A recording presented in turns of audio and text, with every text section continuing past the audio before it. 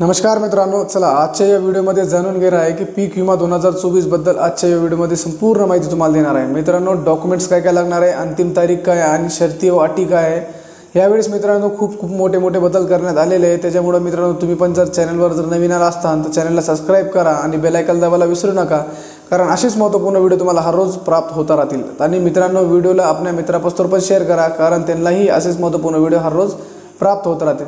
चला मित्रांनो, तुम्हाला आजचं हे पूर्ण त्याची शर्ती व अटी आणि डॉक्युमेंट्स त्याची लास्ट डेट समजा काय ते तुम्हाला आजच्या व्हिडिओमध्ये दाखवणार आहे। मित्रांनो, शेतकऱ्यांसाठी महत्त्वाची बातमी म्हणजे 1 रुपयात पीक विमा भरण्यास सुरुवात झालेली आहे। मित्रांनो, अंतिम तारीख किती आणि कृषी मंत्र्यांनी दिलेली सविस्तर माहिती आजच्या या व्हिडिओमध्ये जाणून घेणार आहे। व्हिडिओला बिलकुल भी स्किप करू नका, कारण तुम्हाला असेच महत्त्वपूर्ण व्हिडिओ हर रोज प्राप्त होत राहणार आहे। आणि व्हिडिओला तुम्ही जर पूर्ण बघता तर तुमच्या पूर्ण अटी व शर्ती तुमच्या लक्षात येणार आहे।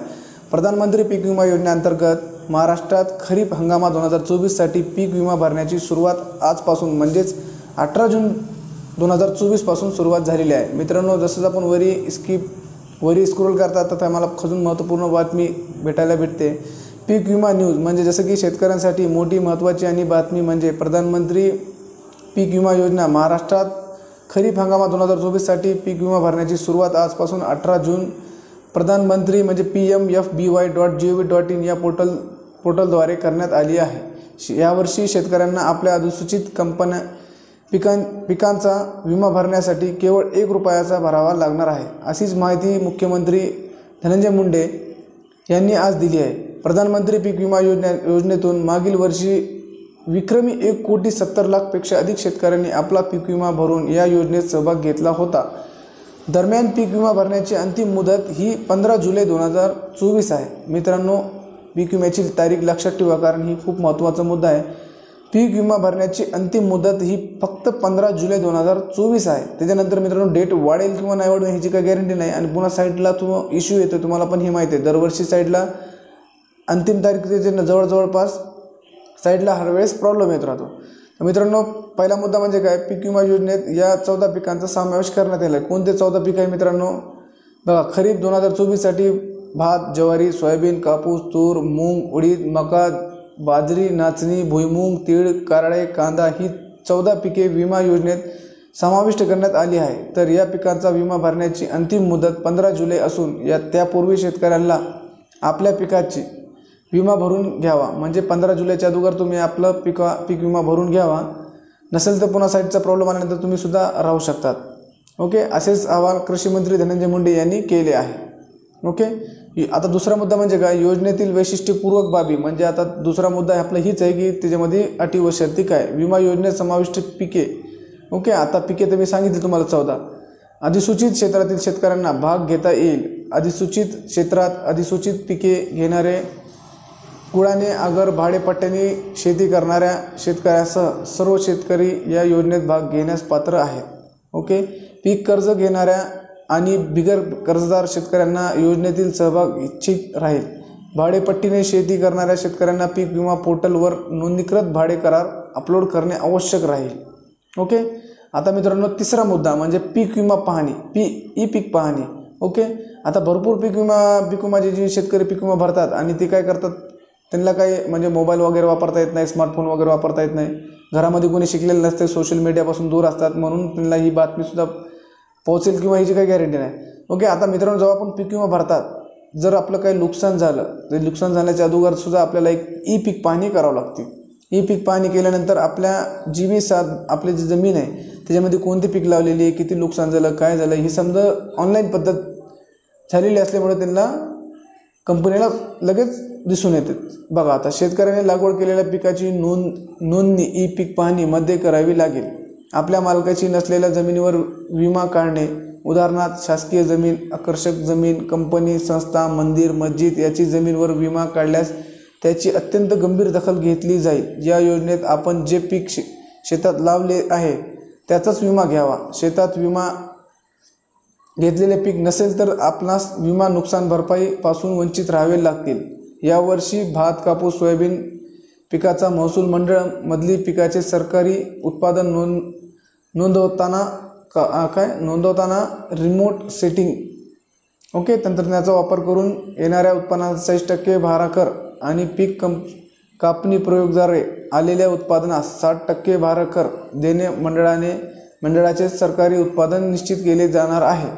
ही मुद्दा तुम्ही लक्षात ठेवा मित्रांनो। जर तुम्हाला काही वाटत असेल, जर समजलं नसेल तर व्हिडिओला स्किप करून तुम्ही पूर्ण वाचून घ्या। अर्ज करण्यासाठी आधार क्रमांक आवश्यक आहे। ओके, आता मित्रांनो चौथा मुद्दा। ओके, अर्ज करण्यासाठी मित्रांनो आधार क्रमांक आवश्यक आहे। पीक विमा अर्जदार हा आधारवरील नावाप्रमाणे असावा। पीक विम्यातील नुकसान भरपाई ही केंद्र शासनाच्या विमा पोर्टलद्वारे आधार संलग्न बँक खात्यामध्ये करण्यात येईल। ही महत्त्वाचा मुद्दा आहे मित्रांनो। आपलं जी पेमेंट आहे ते डीबीटी थ्रू आपल्या खात्यामध्ये ट्रान्सफर करण्यात येणार आहे। आपल्या जी आधारला जी बँक लिंक आहे त्याप्रमाणे आपल्या खात्यामध्ये बँकेत पैसे ट्रान्सफर करण्यात येणार आहे। यासाठी आपले बँक खाते आधार संलग्न पेमेंट करण्यासाठी अधिकृत आवश्यक असणे आहे। याकरिता आपले बँक मॅनेजर माहिती देऊ शकतात।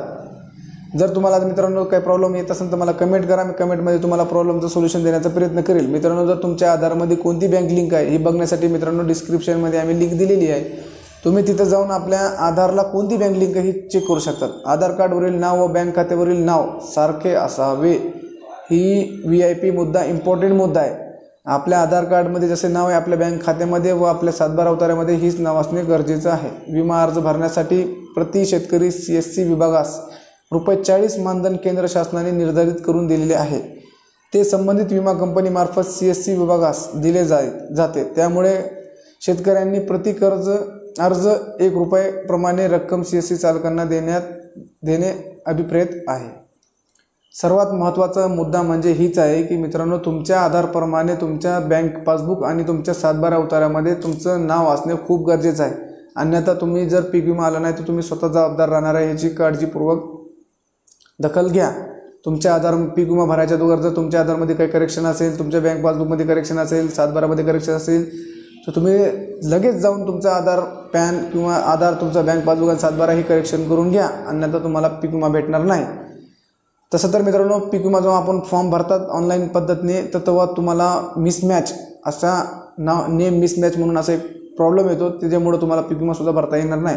जसं तुम्ही जरी पीक विमा भरला तर तुम्हाला पेमेंट मिळणार नाही। ह्याची दखल घ्या। विमा संरक्षणाबाबतची बाबी पीक पेरणीपासून काढणीपर्यंतचा कालावधी, पिकाचा उत्पादन, येणारी घट, पीक पेरणी पूर्ण, लावणी पूर्ण, नुकसान, हंगामातील प्रतिकूल परिस्थितीमुळे नुकसान, काढणी पश्चात पिकाचे नुकसान, स्थानिक नैसर्गिक आपत्तीमुळे नुकसान, इतक्या प्रकारच्या नुकसानामध्ये तुम्हाला पीक विमा देण्यात येणार आहे। आता मुद्दा मित्रांनो 5वा मुद्दा, विमा योजनेत सहभागी होण्यासाठी शेतकऱ्यांनी काय करावे। आपलं 7/12 आधार कार्ड, बँक पासबुक घेऊन मित्रांनो आपल्या जवळच्या CSC केंद्रावर जाऊन तुम्ही 15 जुलै 2024च्या अगोदर तुम्ही पीक विमा भरून घ्यावा। तेव्हाच तुम्ही पीक विम्याचा लाभ घेऊ शकतात। कोणत्या पिकाला किती विमा मिळणार ह्याची मित्रांनो पूर्ण तुम्हाला मी इथं व्हिडिओला पॉज करून तुम्ही ही पूर्ण डिटेल्स वाचा, तुमच्या लक्षात येईल। व्हिडिओ खूप मोठा होत आहे त्याच्यामुळे मी तुम्हाला फास्ट समजण्याचा प्रयत्न करेल। महत्त्वाच्या बाबी आता मित्रांनो संपलं। मित्रांनो इतकेच आहे की 4-5 मुद्दे कोणते मित्रांनो, तुमच्या आधारला सर्वात प्रथम तुमच्या आधारमध्ये जे रेकॉर्ड आहे ते रेकॉर्ड तुम्हाला आपल्या 7/12 उतार आणि बँक पासबुकवर करणे खूप गरजेचं आहे। दुसरा मुद्दा म्हणजे मित्रांनो 15 जुलैच्या अगोदर तुम्ही फॉर्म भरून घ्या। तुमचं पेमेंट म्हणजे तुमचं जी साईटचा प्रॉब्लेम जी सुरुवात होतो, पुन्हा तुम्ही कामधंदे सोडून तुम्हाला 1-1, 2-2 तास तिथं CSC सेंटरवर जाऊन बसावं लागेल साईट जर नाही चालली तर। ओके, दुसरा मुद्दा झाला। आणि तिसरा मुद्दा मित्रांनो, जसं की आता ₹1 जी पीक विमा भरायला चालू झाले तेवढेच पेमेंट तुम्ही CSC चालकाला द्या, वरून त्यांना पेमेंट येत आहे। ओके, 2-3 मुद्दे आहे, हे लक्षपूर्वक ऐका। चला मित्रांनो, आजच्यासाठी इतकेच। आपल्या मित्रांना पण, जवळपासच्या मित्रांना पण व्हिडिओला शेअर करा, कारण त्यांनाच असे महत्त्वपूर्ण माहिती दररोज भेटत आहे। धन्यवाद। जय हिंद, जय महाराष्ट्र।